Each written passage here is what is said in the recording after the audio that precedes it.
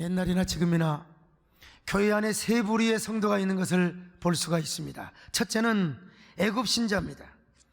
이 사람 교회를 나오긴 나오는데 예배 시간에도 딴 생각하고 있습니다. 세상의 생각에 온통 젖어가지고 생각이 세속적이고 몸도 마음도 완전히 세상의 빌롱투 속해 있어요. 구약에서도 그런 사람들이 있었지 않습니까? 분명히 몸은 출애굽을 냈습니다. 근데 여전히 애굽을 사모합니다.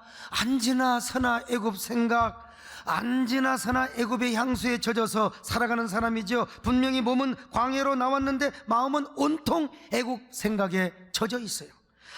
우리가 뭐하게 이렇게 광야에 나와서 고생을 하고 있단 말인가? 애굽에서 고기 먹고 부쳐 먹은 때가 그때가 좋았는데, 그때가 좋았어. 한없이 좋았지. 왜 우리가 이 사령광선이 내리쬐는 광야까지 와서 이런 고생을 해야 된단 말인가? 출애굽기 16장 3절입니다 시작. 이스라엘 자손이 그들에게 이르되 우리가 애굽 땅에서 고기 가마 곁에 앉아 있던 때와 떡을 배불리 먹던 때에 여호와의 손에 죽었더라 면 좋았을 것을 우리가 이 광야에 우리를 인도내어 이 온 회중에 줄여 죽게 하는도다. 세상에 그러다가 이제 일만 생기면 애굽으로 보내주. 애굽으로 가고 싶어.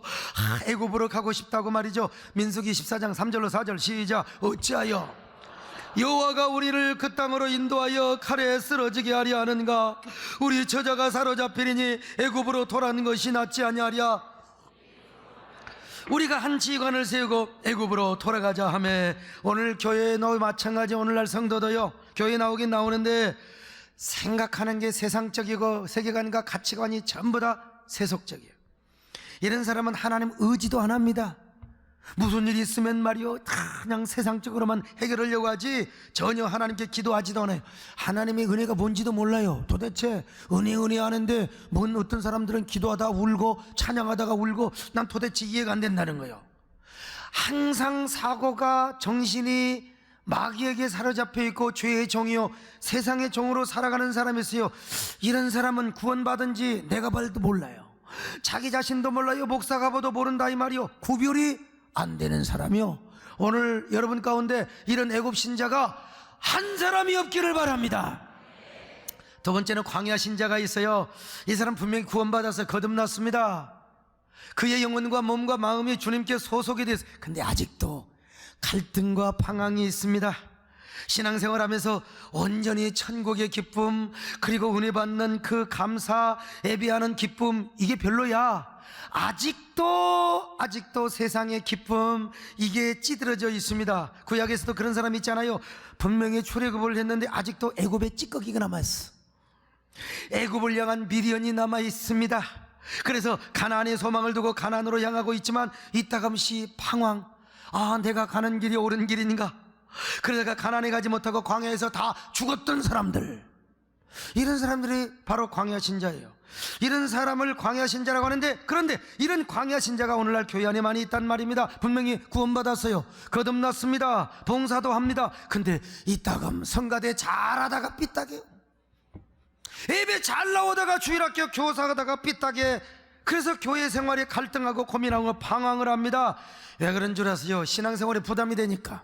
신앙생활 좀 편하게 하려고, 부담 없이 하려고 하는 마음 때문에 결국 그런 거예요. 그래서 사소한 인간관계나 교회 제도 때문에 마음에 걸리기도 하고, 그 잘난 헌금, 헌신, 봉사 이런 것 때문에 스스로 시험에 드는 거예요. 그래서 내가 교회를 떠날까 말까, 옮길까 말까, 그러다가 교회 쇼핑하는 사람도 있고 말이죠. 이거 광야 신자예요. 얼마나 부끄럽습니까 여러분? 여러분 가운데 광야 신자 한 사람도 없기를 바랍니다. 세 번째는 뭐냐?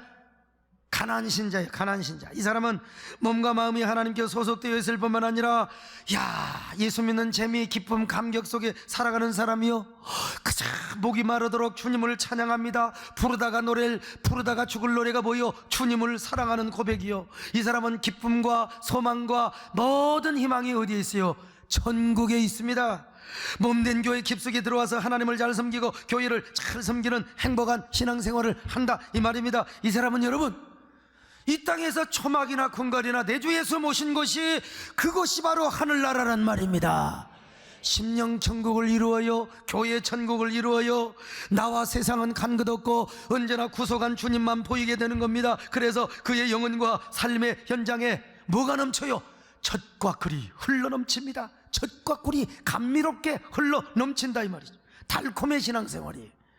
구약에서도 그런 사람들이 있었지 않습니까? 대표적으로 여호수아와 갈렙이요, 환경과 조건과 상황을 초월한 사람이요, 그래서 그들은 순수한 마음으로 하나님을 사랑하며 섬겼습니다. 그래서 그들은요 가나안 땅을 정복했습니다. 가나안 땅을 정복했어요. 이 사람들이 구약의 가나안 신자들이라 이 말입니다. 오늘날도 진정한 가나안 신자들은 사소한 일로 방황하거나 절대로 갈등하지 않습니다. 시험 들지 않습니다. 여러분, 교회 문제로 고민을 하거나 갈등하거나 방황하지 않습니다. 오히려 이런 사람은 교회 안에 더 깊숙이 들어가서 교회를 가정처럼 여기며 가정을 교회처럼 여기며, 여러분 그들의 삶의 센터가 뭐냐? 교회입니다. 교회요. 이스라엘 백성들이 광야 생활을 하면서도 그 광야의 한복판에 하나님의 성막이 있었지 않습니까? 예루살렘도 저 시온산 다윗성의 예루살렘 한복판의 맨 중심에 하나님의 성전이 있었어요. 오늘 여러분의 삶의 센터가 교회가 되시기를 바랍니다. 삶의 중심이 바로 하나님의 집이 되시기를 바랍니다. 이런 사람, 여러분 교회 안에 자신의 삶의 둥지를 트는 사람입니다. 삶의 둥지를 교회 안에 트는 사람이, 그래서 가나안 땅에 젖과 꿀이 흘러넘쳤던 것처럼 그의 삶의 현장에도요 항상 젖과 꿀이 흘러넘치는 삶을 살아가는 거예요. 교회 안에서 주는 자와 받는 자만 나는 하나님의 은혜를 누리는 거예요. 이 사람이 바로 어떤 사람이냐? 진정한 가나안 신자입니다. 이 사람이 이 시대에 참된 가나안 성도라 이 말이에요. 오늘 여러분은 어떤 사람이에요? 한번 생각해. 나는 애굽 신자인가? 나는 여전히 광야 신자인가? 아니면 나는 내 가슴속에 젖과 꿀이 흘러요 예수 믿는 재미와 기쁨과 감격이 넘치는 가나안 신자인가? 여러분 가나안 신자가 되시기를 축원합니다. 가나안 신자가 되기 위해서는 먼저 주님의 몸된 교회 소속부터 똑바로 잘 해야 됩니다. 여러분, 그리고 교회 안에 나의 삶의 보금자리와 요람과 둥지를 삼아야 됩니다. 여러분, 그럴 때 하나님께서 여러분의 삶을 핸들링하여 주실 것입니다. 여러분의 신앙을 드라이브해 주실 것입니다. 절대로 여러분의 신앙에 방황이 없습니다. 갈등이 없습니다. 번민이 없습니다. 여러분의 신앙생활이 꿈같은 삶으로 연속되게 될 것입니다. 얼마나 신앙에 확신이 없으면 교회 다니다가 절로 가는 사람도 있어요. 이거는 교회에서 안내하는 사람 책임도 있다고요. 안내하는 사람이 저리 가세요 이리 가세요 그러지, 아이고 성도님 절로 가세요 절로 가세요 가지고 안내 똑바로 잘해야 돼요. 우리 가나안 신자가 되면 절로 가세요 일로 가세요 해도 우리는 교회 깊숙하게 들어옵니다. 아멘. 여러분, 우리 남진쌤이 히트를 친 둥지라는 노래가 있어요. 이것은 세상에서 연인들이 사랑하며 부르는 노래, 대중가요이지만 그러나 조금만 가사를 개사하면요, 애굽 신자나 광야 신자를 향해서 가나안 신자가 되라는 시대적 영적 그리고 생명의 메시지로도 나는 받을 수 있다고 봅니다. 여러분, 나는요 텔레비를 보면서도 항상 주님을 생각합니다. 대중가요를 저는 부르면서도 그 노래를 들으면서도 저는요 주님과 나와의 사랑을 생각하고 교회론적인 메시지를 제가 발견해 보는 거예요. 여러분, 이 노래 모르는 사람 아마 없을 거예요. 할머니들 빼놓고요. 사실 이 노래는 마이크를 잡고 좀 흔들어야 되는데 이 강단에 서서 1부 2부 때 가운 입고 올라니까 영 어색해요. 그래서 오늘 3부 때 벗었습니다. 여러분, 사랑하는 이의 품에 둥지를 틀어도 행복하거늘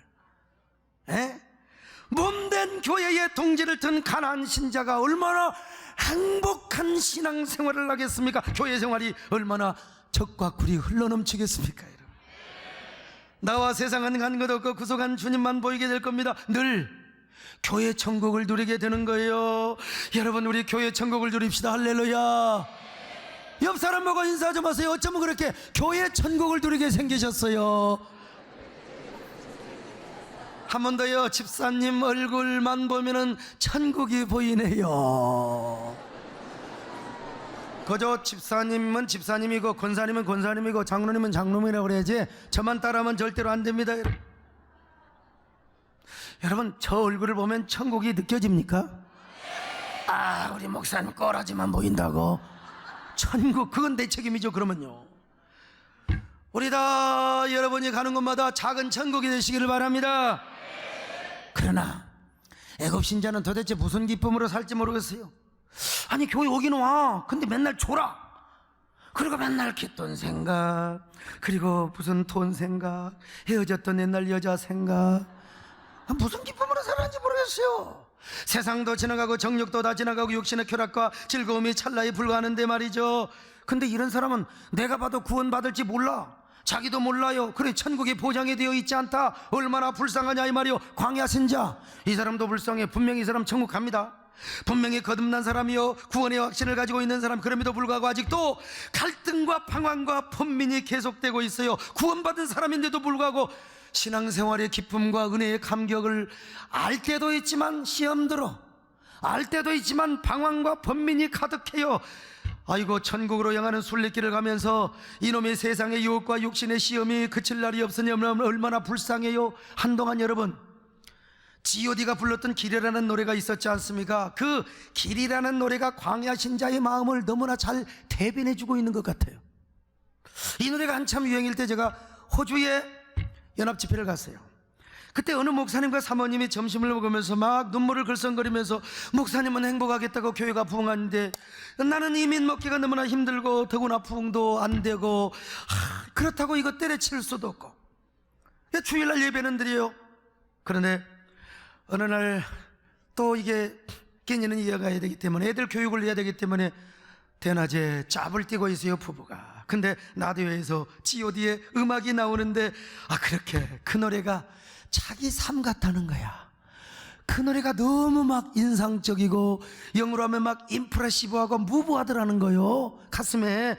그래서 그 CD를 사가지고 저녁 내 들으면서 은혜를 받았대요. 막 내가 왜 이런 노래를 아느냐면, 제가 옛날 한참 젊은 애들 이 청소년 집회 다니고 말이요, 이 싸이에서부터 완전히 세댔단 말이죠. 애들과 소통하려고, 제가 애들의 언어와 애들의 문화를 알려고, 애들의 노래를 알려고 얼마나 제가 이래봬도 제가 노력하는 목사입니다, 여러분. 얼렁뚱땅한 목사가 아닙니다, 여러분. 제가 그때 그분들에게 이런 얘기를 해서, 목사님 삼은 그 노래 듣고 은혜를 받으면 되나요? 응? 그게 무슨 위로가 됩니까? 이거는 방황하는 청소년들에게, 정체성이 아직도 형성되지 않는 갈등하는 그런 청소년들에게 불러주는 노래인데, 이걸 목회하는 주의 종들이 이런 노래에 은혜를 받으면 어떻게 되느냐 이 말이요. 목사님, 이런 노래를 부르세요. 주의 종이 목소리가 좋건 안 좋건 그건 두 번째야. 가래가 끼건 안 끼건 두 번째야. 그 속에 얼마나 생명이 있고 영감이 있고 소명의 고백이 있느냐가 중요한 거야. 얼마나 행복한 그리스도인의 노래입니까? 이런 노래야말로 진정한 가나안 신자만 부를 수 있는 노래입니다. 여러분, 가나안 신자가 되시기를 바랍니다.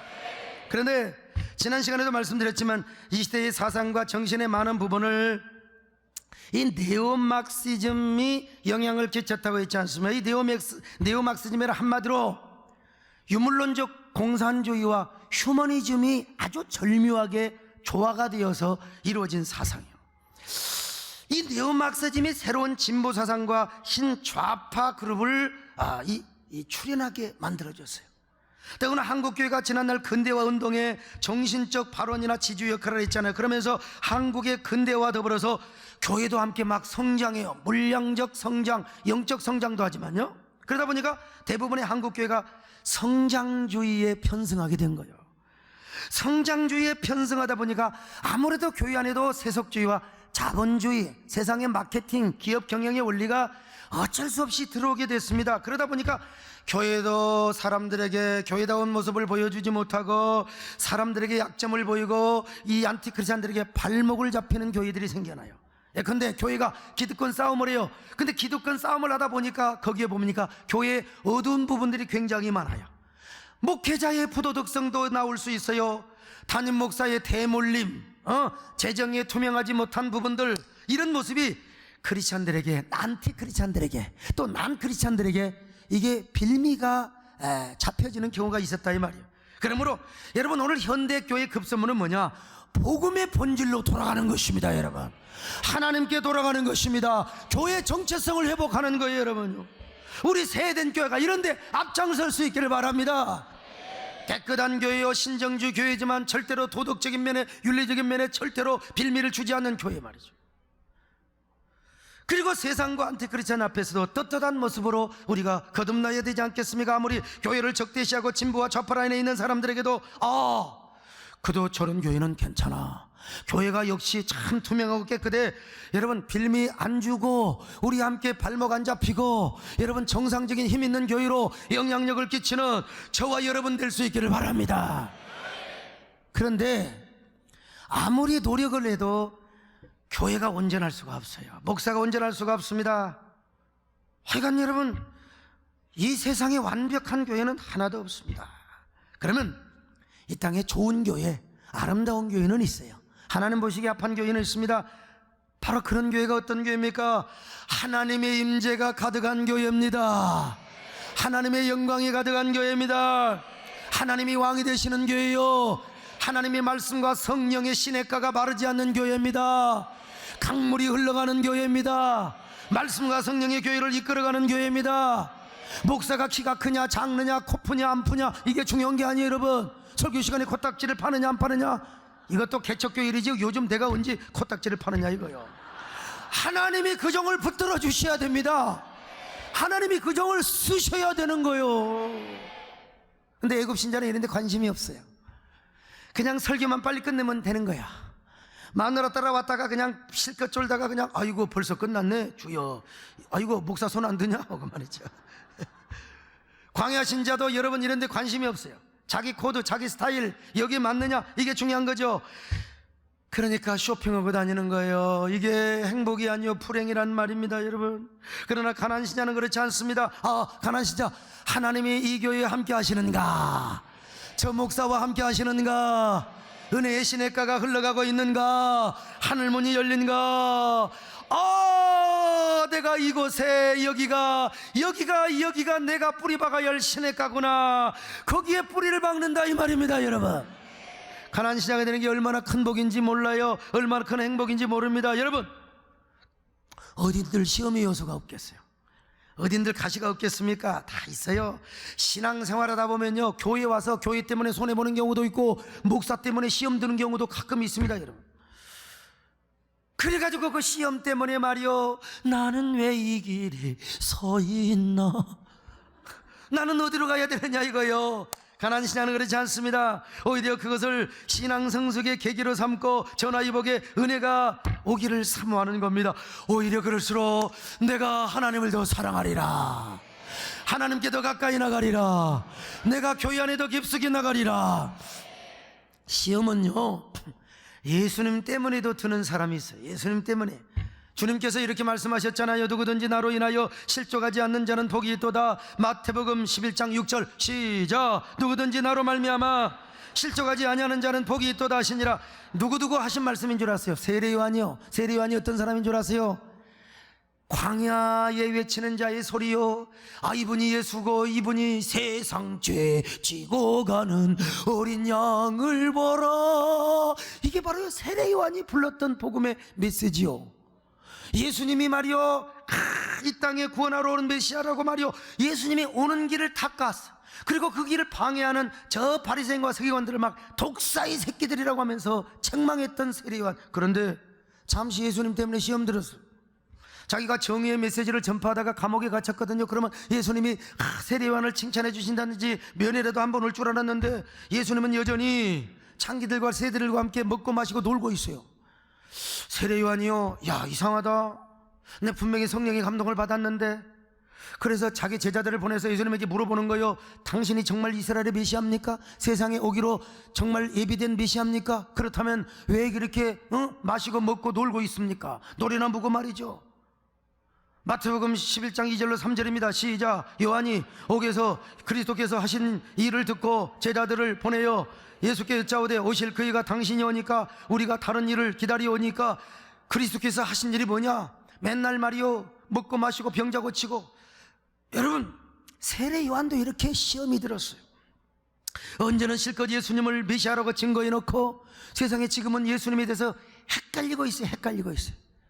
진짜 이분이 예수님인가? 오늘 우리로 마찬가지요. 언제는 말이요 은혜 받고 내가 예수님밖에 없고 내가 우리 소목사님한테 은혜 받았다고 해놓고 삐딱하게 시험 들어가지고 말이죠. 또 그냥 광야의 노래를 부르는 거요. 이게 정말 나의 길인가? 헷갈리는 거예요. 어디로 가야 될지 말이에요. 그때 예수님이 세례 요한에게 말씀하신 겁니다. 마태복음 11장 5절입니다. 시작. 맹인이 보며 못 걷는 사람이 걸으며 나병한 자가 깨끗함을 받으며 못 듣는 자가 들으며 죽은 자가 살아나며 가난한 자에게 복음이 전파된다 하라. 여러분, 뭘 말씀하려고 하는 거요? 지금 나를 통해서 하나님의 나라가 전파되고 있다, 하나님의 나라가 확장되고 있다는 거요. 하나님의 나라는 이러한 성격의 나라다. 물론 하나님 나라는 정의의 나라인 것만 분명하여, 그러나 하나님 나라에게 더 중요한 게 뭐냐? 그것은 바로 마귀와 죄에 눌렸던 자들이 해방이 되는 것이다. 죄에서 해방이 되는 것이다. 질병에서 해방되는 것이다. 저주에서 해방되는 것이다. 마귀에서 해방되는 것이다. 그래서 다 여러분 신유의 기도를 하고 예수 이름으로 귀신을 쫓는 이유가 거기 있는 거예요, 여러분. 그래서 하나님의 백성들이 하나님의 나라를 이루려면 가난한 자들에게 복음을 선포하는 것이라 이 말이요. 세례 요한이 이걸 몰랐어요. 정의의 메시지만 하는 줄 알고 말이죠. 그래서 시험이 들었습니다. 근데 아마 세례 요한, 성경에 자세히 안 나와 있지만 세례 요한이 아마 자기가 이 예수님의 말씀을 듣고 깨달았을 거예요. 그리고 아마 회개도 하였을 것입니다. 아, 내가 이해를 못했구나, 내가 오해를 했구나 말이죠. 여러분도 시험 들거나 교회에 대해서 삐딱한 생각을 갖고 있는 사람들이요, 여러분 균형적인 사고방식을 갖고 교회를 보시기를 바랍니다. 자, 그래서 나중에 예수님은 세례 요한을 칭찬하신 거요. 마태복음 11장 11절 시작. 내가 진실로 너에게 말하노니 여자가 낳은 자 중에 세례 요한보다 큰 이가 일어남이 없도다. 근데 여러분 가룟 유다를 봐요. 삐딱해 가지고 끝내 죽었어요. 회개도 안 하고 죽었어요. 시험 들어가지고 말이죠. 그래서 오죽하면 예수님께서 뭐라고 말씀하셨어요? 그가 태어나지 않으면 좋을 뻔하였도다. 태어나지 않으면 좋을 뻔했. 자, 마태복음 26장 24절 시작. 인자는 자기에 대하여 기록된 대로 가거니와 인자를 파는 그 사람에게는 화가 있으리로다. 그 사람은 차라리 태어나지 아니하였더라면. 그러므로 여러분, 우리가 교회 안에서 방황거리가 있고 갈등의 요소가 있다 하더라도 신앙의 뿌리를 뽑지 마시기를 바랍니다. 신앙의 뿌리를 더 깊이 박으시기를 바랍니다. 이게 어떤 신자라고? 가나안 신자입니다. 가나안 신자. 애굽 신자나 광야 신자는 이런 걸 몰라요. 세상 쾌락 그냥 짜자가요. 더구나 교회를 떠나버린 이탈자들은 더 불쌍한 사람입니다. 여러분, 그래도 불평하고 원망하더라도 교회에 붙어있는 사람이 좋습니다. 여러분, 부부도 그러잖아요. 서로 원망하고 아이고 저 썩을 원수 같은 놈, 그래도 서로 사는 게 좋습니다. 여러분, 어지간하면 삽시다. 어지간하면 길들이는 놈이 훨씬 낫고요, 길들이는 여자가 훨씬 낫습니다. 여러분, 어째 이제 뭐 사랑도 다 바꿔서 어떻게 하랍니까? 이제 교회도 길들이는 교회가 제일 낫습니다. 할렐루야. 이탈자는 희망도 없어요. 이런 안 나가신 자를 어떻게 가난한 신자라고 미화시키고 정당화시킬 수가 있느냐 이 말입니다. 오히려 그런 사람들 대부분은요, 오히려 안티크리스찬이 되는 것을 많이 볼 수 있지 않습니까, 여러분? 오히려 그 사람들은 교회를 다녀봤기 때문에 교회 구조와 속성을 더 잘 알아. 그래서 적극적으로 교회를 비판합니다. 기독교의 이름으로, 크리스찬의 이름으로 나도 옛날에 어느 교회를 다녔는데 옛날에 어쩌고 저쩌고 하는데 교회를 비방하는 거, 인터넷 들어가면 그런 거 얼마나 많은 줄 몰라요. 이게 결국은 다 그런 산물이에요. 아예 기독교를 모르고 교회를 핍박하고 박해하는 사람 뭐 이해할 수 있죠. 이 세상에 쏠림 현상이에요. 쏠림 현상. 그냥 너무 하니까 나도 따라가. 그러나 의도적으로, 악의적으로, 고의적으로 교회 다니다가 이게 광야 신자가 되다가 나중에 안 나가 신자가 돼가지고 쓴뿌리가 있어가지고 가시로 콕콕 찔러대는 그냥 익명성이라고 그냥 갔다가 그냥 지저대고 그냥 이거 뭐라고 합니까? 그냥 이게 얼마나 불행하고 얼마나 어두운 삶이냐 이 말입니다, 여러분. 그 속에 독이 있고 악독이 있고 말이죠. 어떤 경우도 씨띠나무지 이런 사람이 종려나무가 될 수가 없어요. 오늘 다 라디오를 통해서든지 TV를 통해서든지 인터넷을 통해서든지 이런 말씀을 듣고 안 나가신 자가 있으면 다 가나안 신자가 되도록 여러분 기도할 수 있기를 바랍니다. 진짜 가나안 신자는 여러분 물가에 심기은 나무나 다름이 없습니다. 교회 소속이 분명합니다. 그리고 교회 와서 은혜 생활합니다. 깊숙이 들어와서 봉사하며 살아가는 사람입니다. 그리고 가나안이라고 하는 축복의 세계에서 길이길이 살아갑니다. 축복을 받습니다. 성경에 가나안 땅에 젖과 꿀이 흘러넘친다고 했잖아요. 우리의 신앙생활이 막 그래야 됩니다. 여러분요, 우리의 신앙생활이 말이요, 성경을 보면요, 자 민수기 13장 27절 한번 보실까요? 시작. 모세에게 말하여 이르되 당신이 우리를 보낸 땅에 간즉 과연 그 땅에 뭐가 흘러요? 젖과 꿀이 흘러요.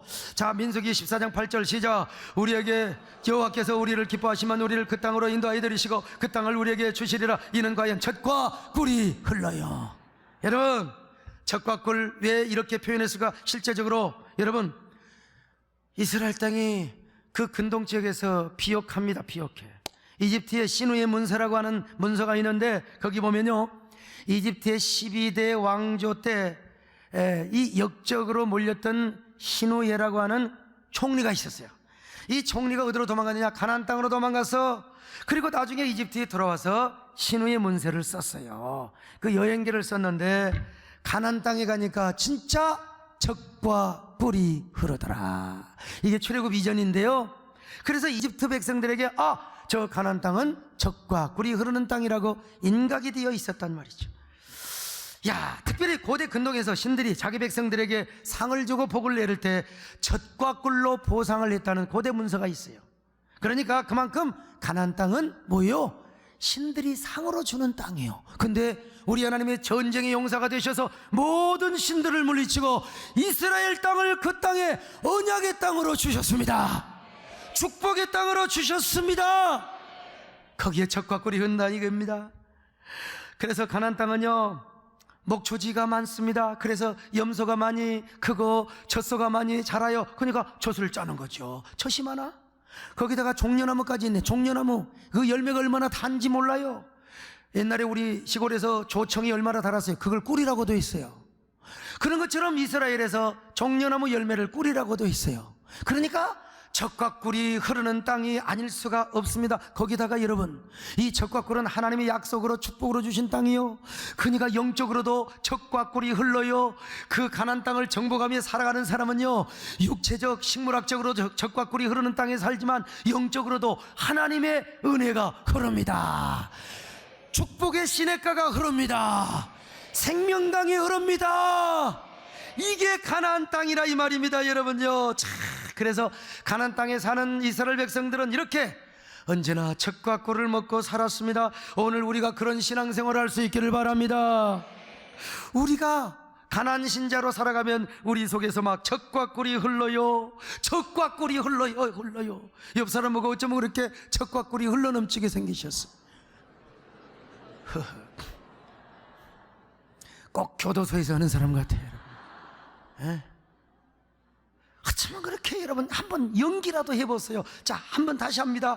어쩌면 그렇게 젖과 꿀이 흐르게 생기셨어요.